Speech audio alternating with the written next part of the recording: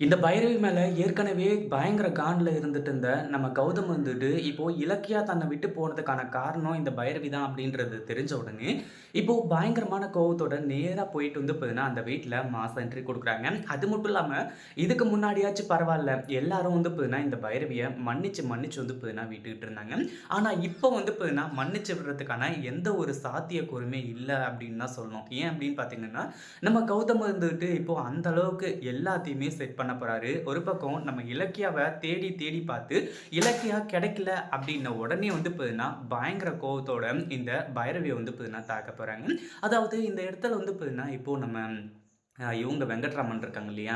வெங்கட்ராமனும் ஏற்கனவே கிளம்பி இங்க வந்துட்டாரு. அந்த ஒரு டைம்ல நம்ம வெங்கட்ராமன் வந்துட்டு கௌதம்க்கு வந்து பார்த்தீங்கன்னா, ஃபோன் பண்ணும்போது, இந்த மாரி தான் விஷயம். அது மட்டும் இல்லாம பைரவிய வந்து பார்த்தீங்கன்னா, எதுக்காக இந்த மாரி பண்ணாங்கன்னு சொல்லிட்டு வந்து தெரியல. அப்படின்ற மாரி பயங்கர கோவத்தோட வந்து பார்த்தீங்கன்னா சொல்லிட்டு இருக்காங்க. இத கேட்ட உடனே வந்து பார்த்தீங்கன்னா, வெங்கட்ராமன் வந்துட்டு, "நீ சொல்றதெல்லாம் உண்மதானா கௌதம்?" அப்படின்ற மாரி வந்து கேட்கும்போது, "எல்லாமே உண்மதான்." அப்படின்ன உடனே, "நீ முதல்ல கிளம்பி வீட்டுக்கு வா. அதுக்கப்புறம் என்ன ஏது அப்படின்றது எல்லாத்தையுமே வந்து பார்த்தீங்கன்னா, நம்ம வந்து பார்த்துக்கலாம்." அப்படின்ற மாரி வந்து சொல்லிடுறாங்க. இப்போ நம்ம கௌதமும், வெங்கட்ராமனும் வீட்ல இந்த பைரவிக்காக வெயிட் பண்ணிட்டு இருக்கும்போது, பைரவியும் வந்து பார்த்தீங்கன்னா, வெளிய போயிட்டு இப்போ வந்து பார்த்தீங்கன்னா, என்ட்ரி வந்து குடுக்குறா.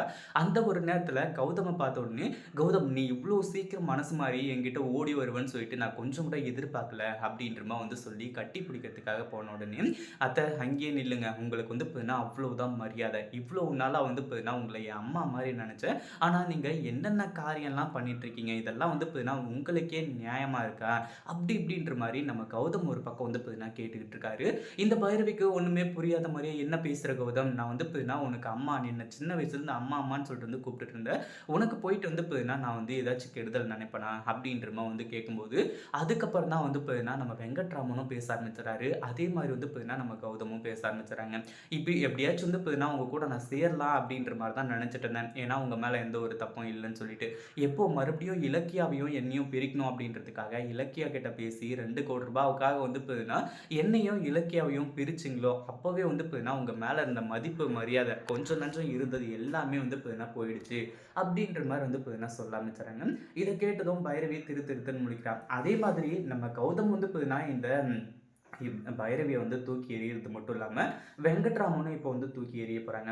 "இங்க பாரு பைரவி, உனக்கு வந்து பார்த்தீங்கன்னா, இந்த அண்ணன் முக்கியமா இல்லையா அப்படின்றதெல்லாம் எனக்கு தெரியாது. ஆனா அதே சமயம் நீ வந்து பார்த்தீங்கன்னா, என் கூட அதாவது நாங்க உன் கூட இருக்கணும். நீங்க வந்து பார்த்தீங்கன்னா, எங்கேயும் போயிடக்கூடாது அப்படின்னு சொல்லிட்டு நீ நெனச்சன்னு வையேன், கண்டிப்பா வந்து பார்த்தீங்கன்னா, இன்னும் 24 மணி நேரத்துக்குள்ள இலக்கியா எங்க இருந்தாலும் அவள கௌதம் முன்னாடி கொண்டு வந்து நிறுத்தணும். இல்ல அப்படின்னா, உனக்கும் எனக்கும் எந்த ஒரு சம்மந்தமும் கிடையாது. ஏன் இது எல்லாமே உன்னால தான் ஸ்டார்ட் ஆச்சு. இது மொத்த சொத்தையுமே வந்து பார்த்தீங்கன்னா, நான் உன் பேருக்கே எழுதி வச்சுர்றேன். எதுவுமே எனக்கு தேவையே கிடையாது.